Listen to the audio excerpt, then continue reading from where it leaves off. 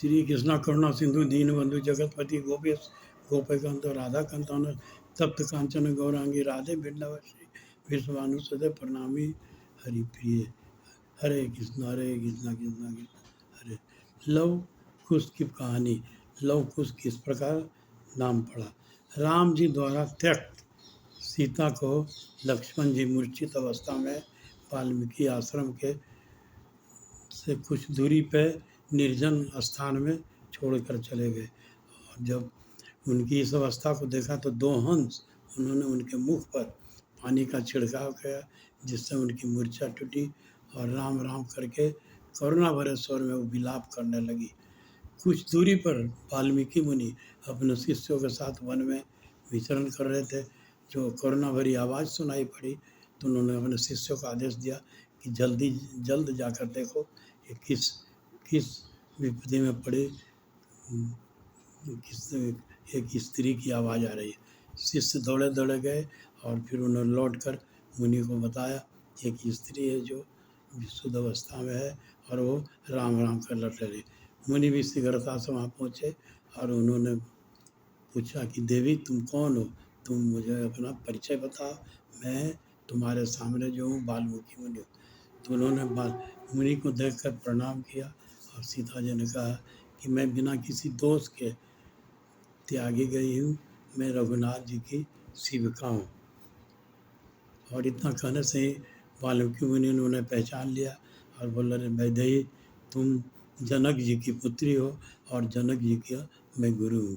कुछ ही दूरी पर मेरा आश्रम है और आश्रम को तुम अपना दूसरा ही घर समझो, अपने पिता के समान ही घर समझो। और उसका कुछ सेविकाओं को बुलाकर आश्रम से उन्हें साथ में लेकर सीता जी को आश्रम में ले गई। उनको उनके वस्त्र वगैरह चेंज कराई, स्नान कराया और उसके बाद फिर सभी ने उनका जानकी जी का स्वागत किया।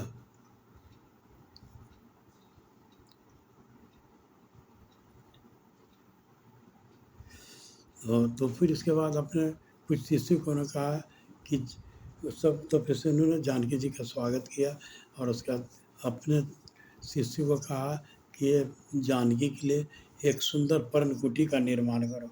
और इस तरह से पर्णकुटी का निर्माण किया और वहाँ पर सीता जी मुनि की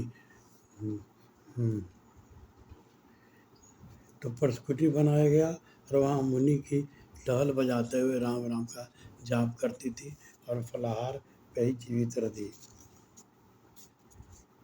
और उसके बाद कुछ दिनों बाद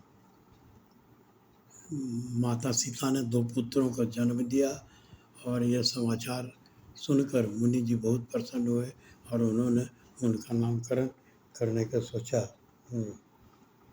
तो उनका जो नामकरण हुआ कुश घास से किया गया। ये बहुत ही महत्वपूर्ण औषधि है और किसी भी मांगलिक कार्य में इसका उपयोग किया जाता है। किसी भी मांगलिक कार्य में इसका उपयोग किया जाता है।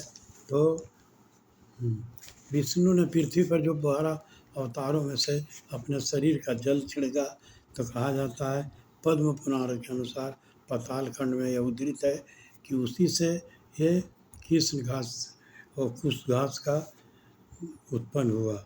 और तो मुनि ने कुश के अग्रभाग से पहले जिसका जन्म हुआ उस पुत्र का मार्जन किया जिसका नाम कुश पड़ा और दूसरे पिछले भाग से जिसको कुश का लव कहा जाता है और जिसको कि लव कहा जाता है तो उससे दूसरे पुत्र का मार्जन किया और इस तरह से उसका नाम लव पड़ा। तो ये दोनों जो हुए लव और कुश इनका इस तरह से नामकरण हुआ। लेकिन ये श्री राम के स्वंश हैं परंतु ये विष्णु तत्व नहीं है। जैसे जिस तरह से राम लक्ष्मण भरत शत्रुघ्न विष्णु तत्व है लेकिन ये विष्णु तत्व नहीं है। इस तरह से इनका नाम लव कुश हुआ। हरे कृष्ण।